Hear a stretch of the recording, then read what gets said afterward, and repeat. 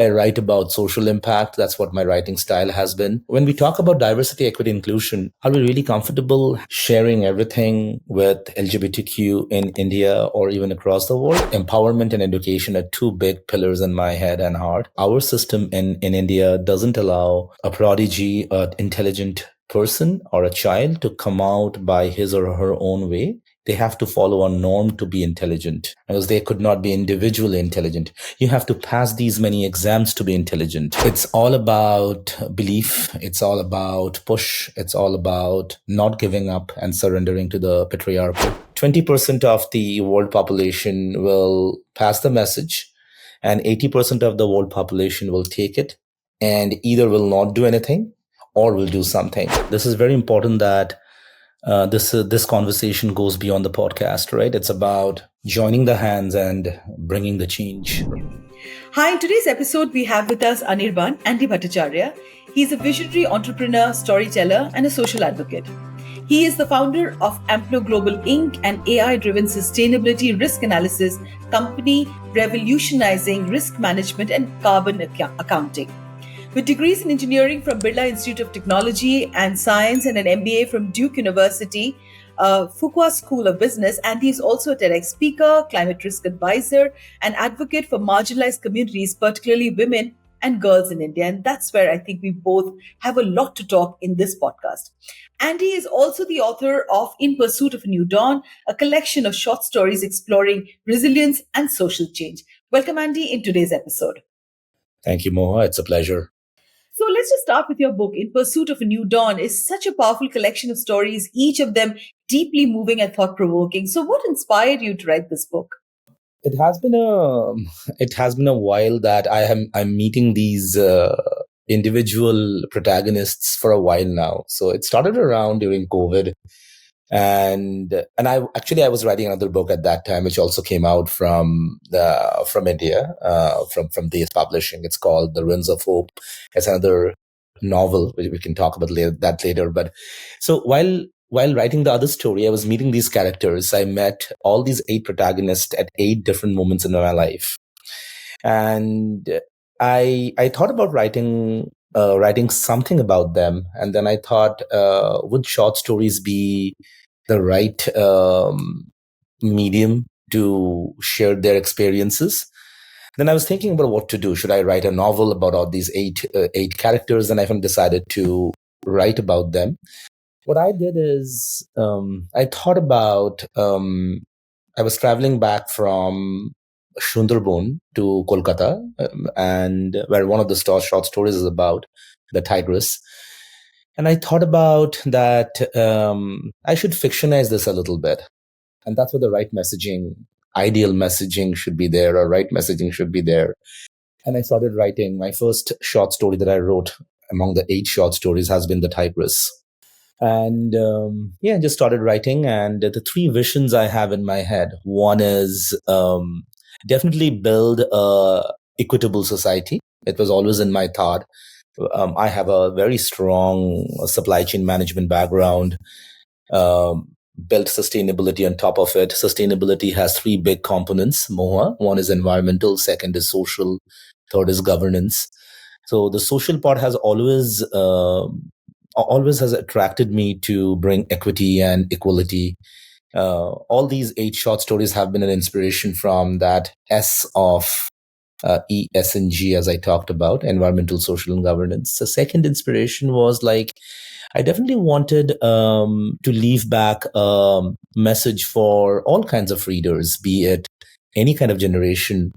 And one of the inspiration I had from these 8 short stories is that being it's a millennial or a Gen Z or whatever it is, are these issues changing? No, right? The issues are not changing. Nobody's solving it, right? So why there should be a generation gap? They should all read this. And the third inspiration I have was it's all about this 8 characters, but there are 8 into millions characters which are suffering from these 8 social issues. So somehow I wanted to bring this out to the readers. So it's been in my head, in my heart for a while. And generally, I write about social impact. That's what my writing style has been. Um, and yeah, just wanted to pen down these 8 moments of meets and then fictionize this on these 8 moments that I met with the 8 protagonists. How amazing is that? So your stories often reflect on the human condition, especially how people navigate through systemic biases and social pressures. So in your view, what role do you think stories like this play in fostering social change, a change in their outlook towards such situations? A great question. Look, there are 2 ways, I think. One is the way of I define what I call movement. Any incident that is happening in Kolkata or across the world, right? My movement is my writing, right? That's how I see it. And the second is I also know there are various kinds of readers who reads and takes or interprets messages based on folks like you and I who write, right? So my uh, so my thought was that if I can pen down some stories which are I ended those some of the stories very direct, and some stories I haven't finished very directly. I want it to be an interpretation from the readers. So I feel that it's about it's about the readers how they interpret, and it's a movement through the power of words. Now, if you really see this, Moha, there are the percentage I've seen in my life. We can discuss about this. That 20% of the world population will pass the message, and 80% of the world population will take it, and either will not do anything or will do something. So we don't need everyone to be a mover and shaker. We want some people to be followers and really follow it, absorb it, be a change agent, and then run it, right? So my book, where my head is and was and always, I'm writing a new book also, we'll talk about that later on, is these are movements from my side, and I'm passing this message to all the world population. They interpret, and thoughts get into their heads, and they will make some shifts. Even one person get change in the house, I will be very happy, even if I impact one person. So, for example, if I may give an example, on the tigress, right? There's a lady who is speaking to me that, look, Andy, in Bengali, she tells me that, Andy, why women live in the widow village. Absolutely, because your spouses are being killed by tigers. Then she said, my spouse has not been killed by the tiger. I came out from the mouth of the tiger from home. The patriarchy between the tiger at home and the tiger, the Royal Bengal tiger, the dichotomy has been shown in the story. So it was like mesmerizing for me. She's hardly educated, right?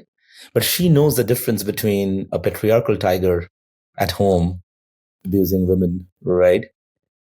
Physically, right? And at home, right? With a Royal Bengal tiger who is coming and killing a man who actually is a patriarchal king, right? So who is more powerful. So yeah, it's a message of the message, how the reader interprets it, and I leave that for the readers. Amazing. Sundarban has always been a very personal area of interest for me because I intend to go there. I think this winter or next year and stay there for at least 3 or 4 months because I personally want to write about the stories of so many of the islands that have been submerged and the climate change, what it has done to people who are Oh my there. God. And it is exceptionally close to my heart because I have met a lot of people when I went into the Sundarbans, and you meet them. They come from all over India. They try and work in these places, and you hear the horror stories that they have.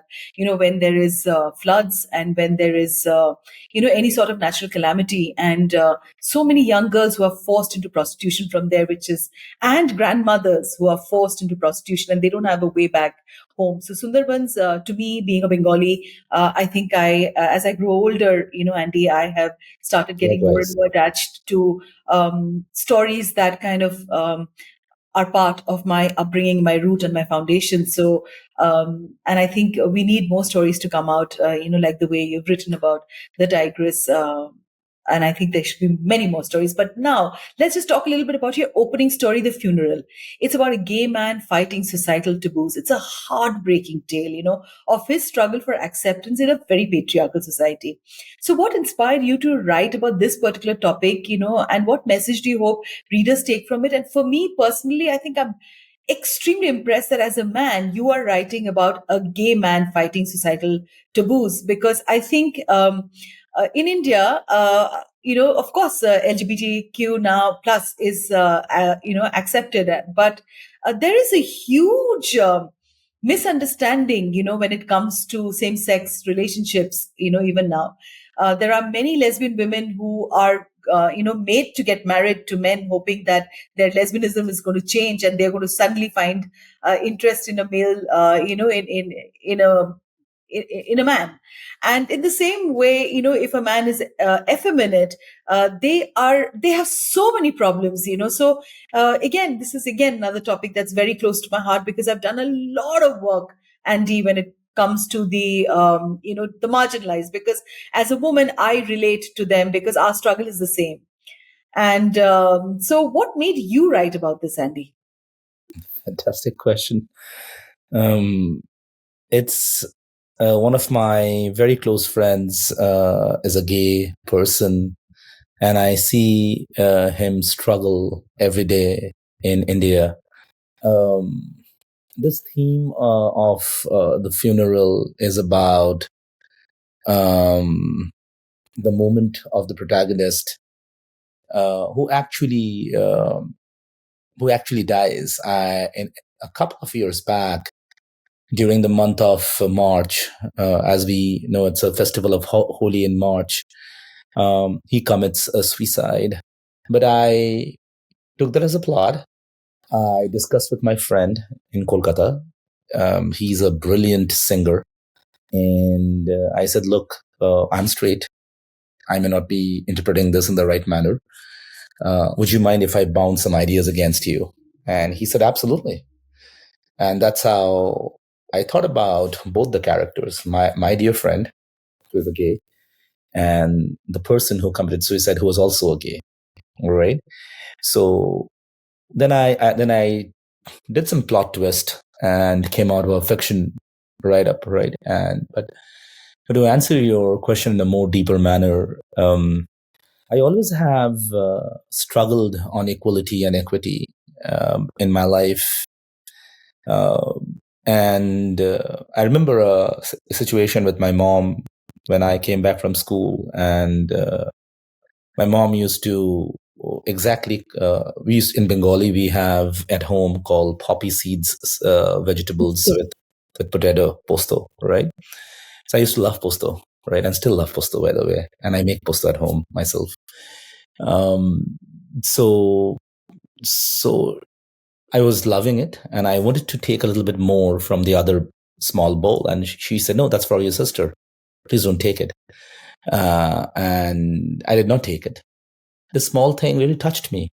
And I said, "Wow, that's great." I mean, she has some sense of course, I didn't know the word at that time, equity or equality, but I understood now that she had some sense of equality. So I always think about that small example, that every time I came home, every time I meet my nephew, nieces, everyone, I always try to share. Now, this whole thing of sharing and caring is very ingrained in me. And I thought that being a straight man, really men understand another man's problem who is struggling with sexual orientation, how difficult it could be. And I really could not get into their shoes.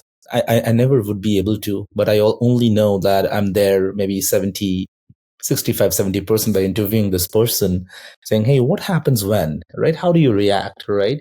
What happens when you go to a society, and how do you define your own struggles of own taboo and equity all coexist together?"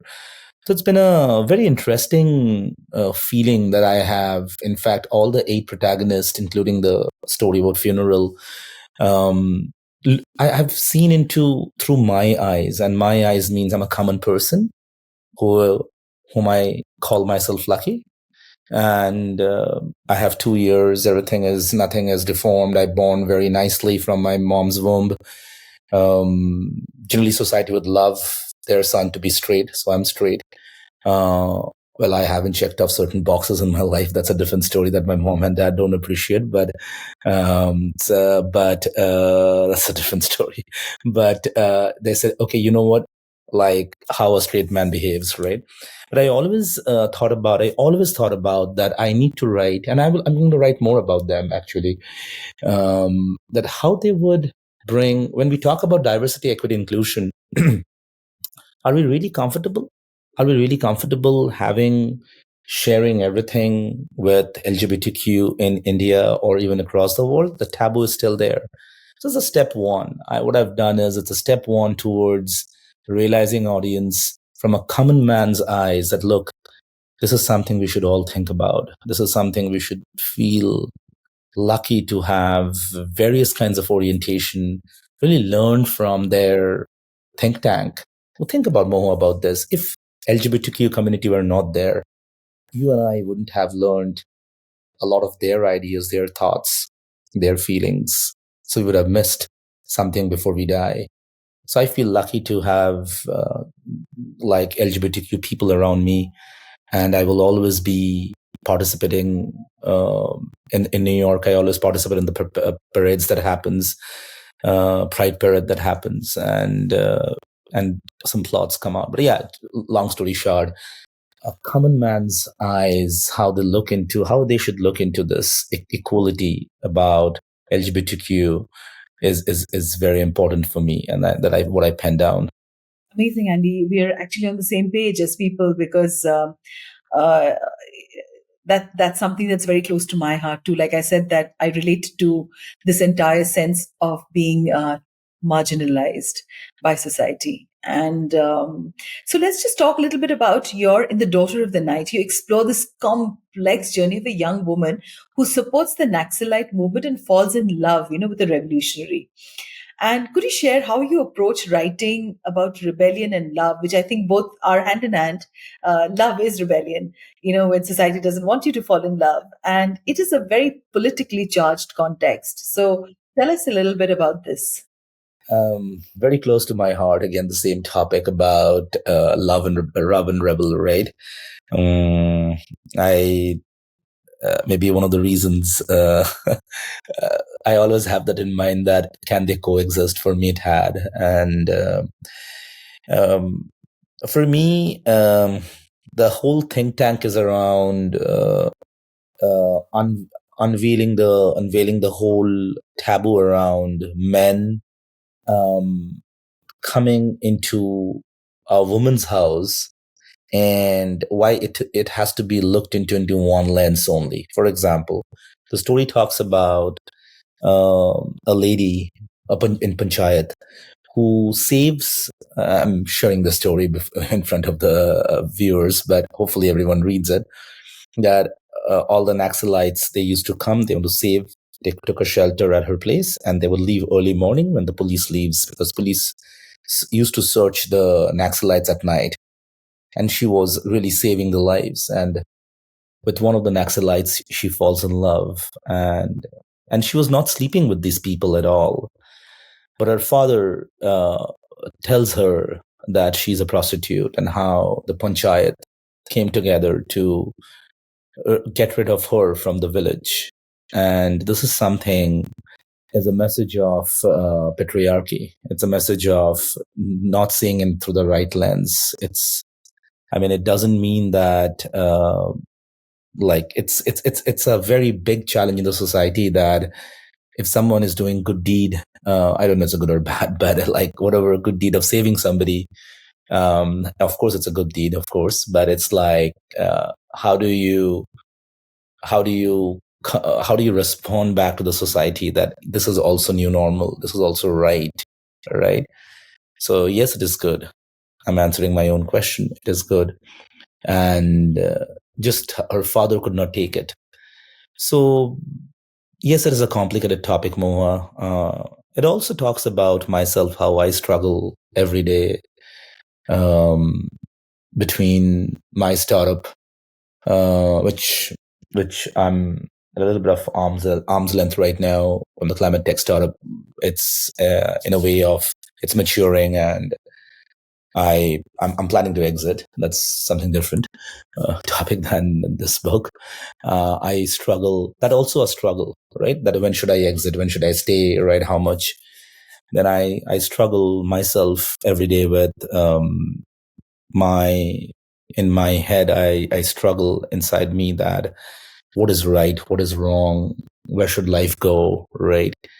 Maybe I have the luxury. I mean, as such, I mean, I'm here having the luxury to think about after work, before work, at night when I'm writing. I'm thinking nobody else to disturb me at home, but I feel like this whole challenge of rebel and love, how they would coexist, is also I don't have a complete response in my head and my heart, and I myself have fallen in love and came out of it with the rebellious mind, and which also taught me that some things are not for me and some things are for me. And that's why I penned down that for this lady, in this lady character, I was there inside. It was me who was trying to save vulnerable women in from Bihar Nepal border, which was real. I actually lived there, and I was falling in love with a lady, right? So I reversed the character, penned down through her, and then tried to defend my love. I was defending my love through the writing. I was into the character when I was writing, right? And for me, love has no language. And also, a rebel has no language, because both are the elements of change. They change, right? Because when you fall in love, you change.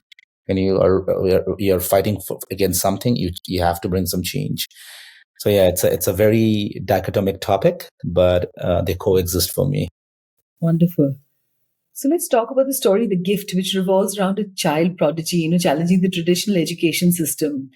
So with your own background in innovation and technology, is the story in any way also a reflection of your own personal beliefs about education reform in our country? Absolutely. That is something is a very close topic to my heart. I did see this kid in Purulia, and he was doing mental math like anybody. I was thinking, how this guy's doing it? And then he comes in, talks to me, then he leaves, and I thought fictionizing this, right? And that's what the story is about. Short answer is, I'm big into, of course, by now you have known me a little bit, right? Into nonprofit. So I think empowerment and education are two big pillars in my head and heart that I want to enable. And I feel that there's no alternative to being educated.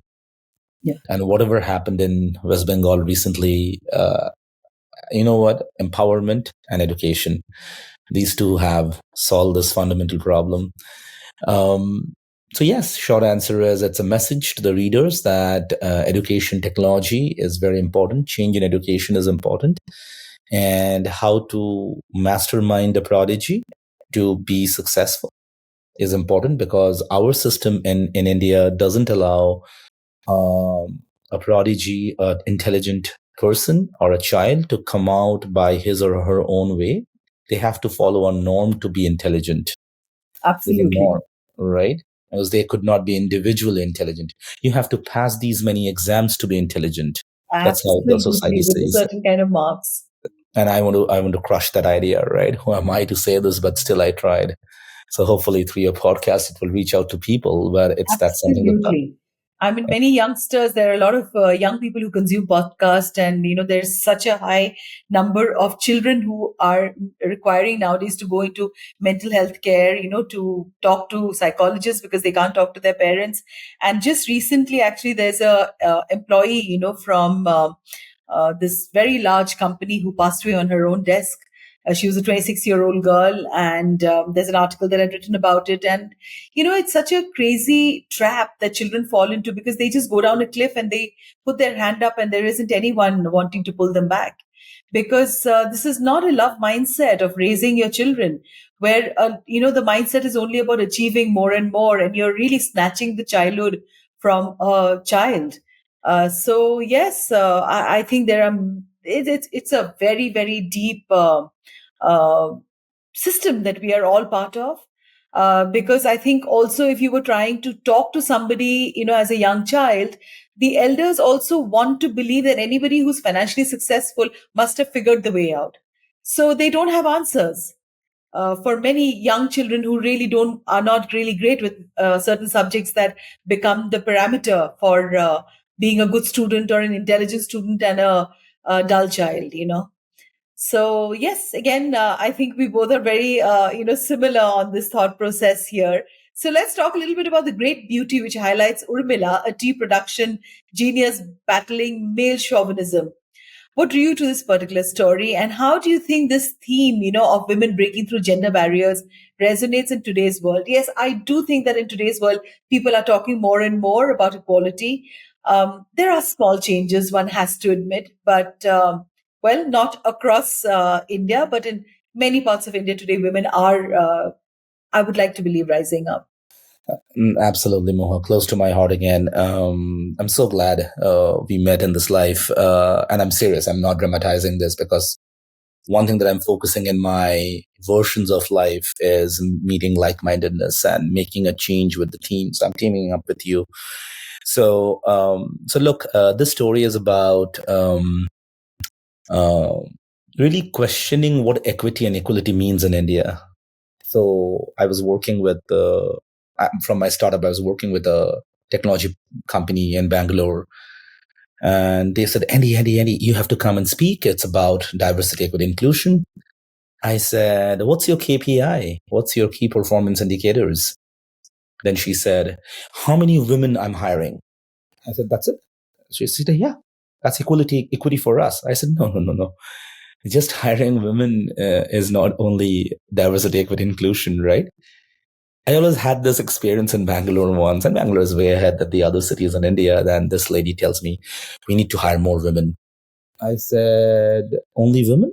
Not any other people like LGBTQ? Why you're not giving them a chance? Oh, no. India's not there yet like the West, but you need to understand, we need to bring more women. Let's do step one. I said, absolutely, let's do step one. But you need to make the definition correct. Hiring women will not solve the problem, right?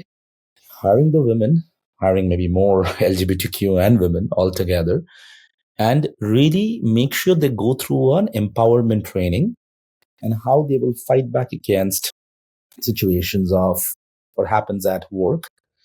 It's a male dominated society, of course. And that's where this story pops in. It's about a lady who gets slammed by the patriarchal laws of a tea garden. She steps out and how she creates her own world, right? Her own patent and everything. So all these 8 stories are fictioning the dream of an ideal society. But this protagonist, I met her in Darjeeling. I have the same nonprofit I run. I have a center in Kalimpong, and this lady comes out and says that, Andy, it's like a pleasure talking to you. I said, yes, pleasure talking to you as well. And I just talked to her that what happened. I mean, it's such enriching environment. What happened that you have to come and start stitching? And she said, no, I don't want to stitch. Actually, I have a recipe in mind. I have an infusion recipe in my mind that I want to go to market with. I said, are you serious? Then she said, I'm serious. I want to write this down and I will file the patent. That's it. That's all she said. And she was stitching continuously, okay, in Kalimpong. And I was amazed to see her zeal that she wants to get that patent out. And I haven't met her after that. And I fictionized it in my head, and then I wrote about it. So the main message from this is it's all about belief. It's all about push. It's all about not giving up and surrendering to the patriarchy. It's all about feminism, where you're not surrendering because you're a feminist, just because you have a patriarchal environment. You're surrendering to that, but you're calling yourself, I'm feminist. But you know what? I have to give up because of the peace of the house. That's where I want to make a change, right? So you're a feminist. You want to succumb to it. Then you're not a feminist. You're not a change maker. I'm not asking you to be disruptive, but your thinking and your execution should have a zero distance. And that's the book. That's the story is about how she creates a zero distance between her thinking and her execution. This is what the story is about. Wonderful, wonderful. Well, I have to. I cannot not add, Andy, that LGBTQ and especially for the transgenders, there are no separate toilets even now, in spite of giving them the opportunity to work in government offices and elsewhere. And I often worry so much that India still has many, many more things to look into, because I think a transgender person will have difficulty entering the toilet for a woman, or entering the toilet of a man, where they run the risk of being molested, and the women are not going to be comfortable. So we still have a long, long way to go there. And that's where we meet. That's where Mohua. This is very important that this conversation goes beyond the podcast, right? It's about joining the hands and bringing the change, right? And you and I will do that together. So, Oh, yeah. Thank you so much. that's something is very, very, very close to my heart. What you just gave the example, and many changes have to come when we talk about diversity, equity, inclusion. India need to make a lot of changes. Yeah. There are no ramps, in many malls, even now. So Absolutely. yeah. So let's just talk about the language of painting, which tells the story of a woman from the slums, who rises to become a very famous painter, despite facing domestic violence and political challenges. So could you tell us a little bit about this real life inspiration, if there is any? So there's a lady, and when I cross the river, the Hudson River, and go to the city, um, I still see her sitting outside the. It's called Pennsylvania Station. We call it Penn Station. It's the Yeah. centralized station, right, where all the trains come in. In 2021 Christmas, I was walking up the stairs, and she was painting very beautifully. And I asked her, "Hey, what's your name?" Then she tells me her name, and I asked her, "So what happened? What happened?" Then she said, "My stepson and stepdaughter threw me out of the house." And I sat with her. I bought her a veggie sandwich to her, and she was eating. And I said, "So what's your plan?" Then she says, "Well, someday I'll become a painter."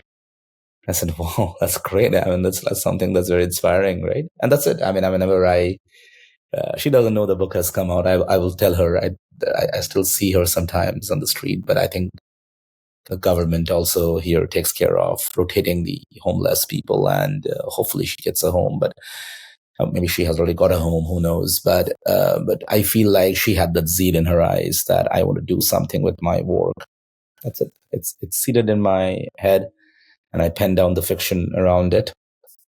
And so this lady is about how she fights domestic violence and how she fights back against um, the norms of the society, and again, which are man-made, which are made by humans, and really drive through an ecosystem and she becomes a very famous painter. It's about the hope, because that's the only thing we have, Mohua. That's hope, right?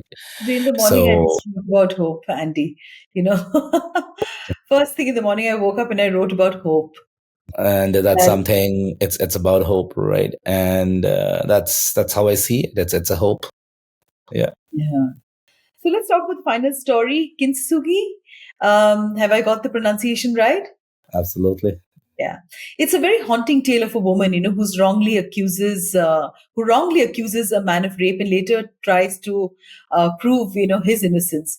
So the concept of kintsugi is so beautifully used here. So where broken pieces are mended with gold, which is a Japanese philosophy. And so, can you explain a little bit about this metaphor playing out in the story?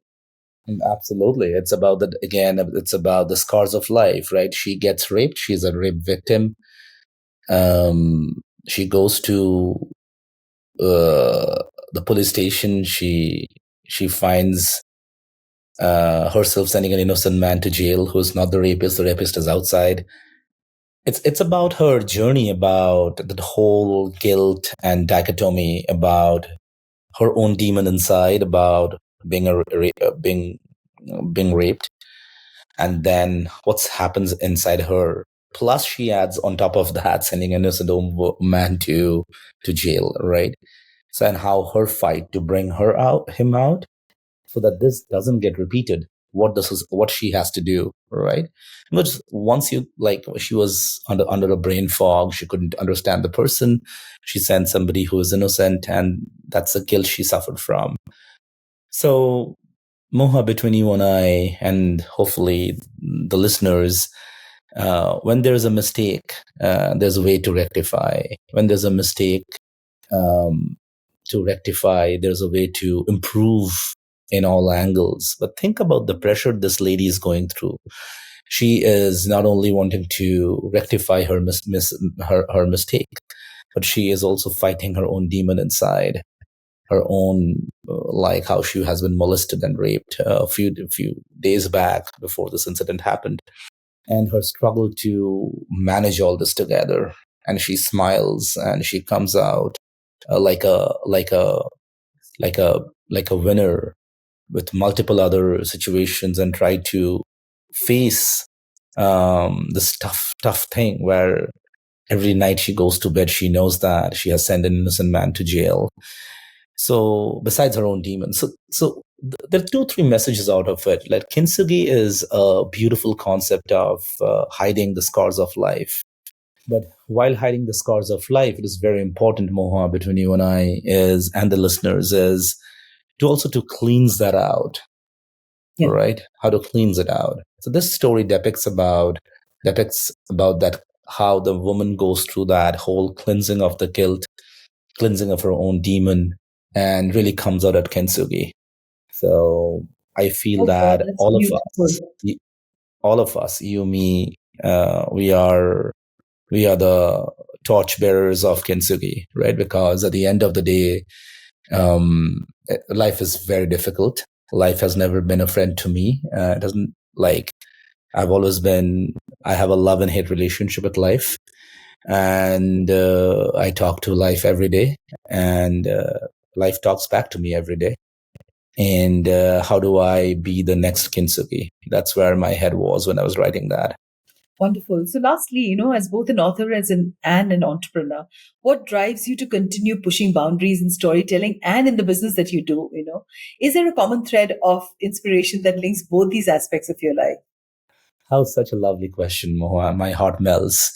Look, when I was growing my career in supply chain, I knew that I will live and leave with a purpose.